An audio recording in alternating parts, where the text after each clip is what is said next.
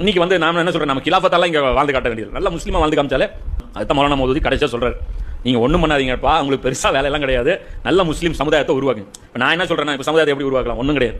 உங்களுக்கு ஒரு பிரச்சனை வந்தவொன்னே ஒன்று சேர்ந்தீங்களா, ஷாயின் பாக்ல ஒன்று சேர்ந்தீங்களா, ஒரு கமிட்டி நாளைக்கு வாங்க உட்காந்து முடிவு பண்ணுவோம்.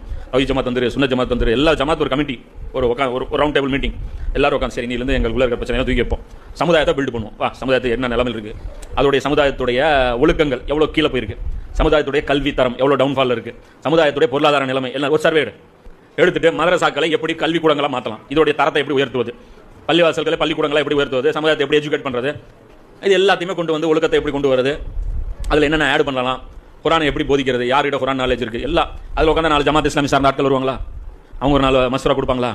சரி, அப்போ ஒருமித்த குரானில் யாருக்காவது மாற்று கருத்து இருக்கா, குரானை சிலபஸாக எடுத்து எங்கேயாவது நம்ம கற்றுக் கொடுக்கணும். அப்போ அந்த மாதிரிலாம் எடுத்து சமுதாயத்தை பில்ட் பண்ணுறதுக்கு நீங்கள் வந்தீங்களா போதும்ல, நல்ல முஸ்லீம்களை ப்ரொடெக்ட் பண்ணி ஊருக்குள்ளே சுத்த விடுங்க, என்ன இம்பாக்ட் ஏற்படுத்துதுன்னு பாருங்க.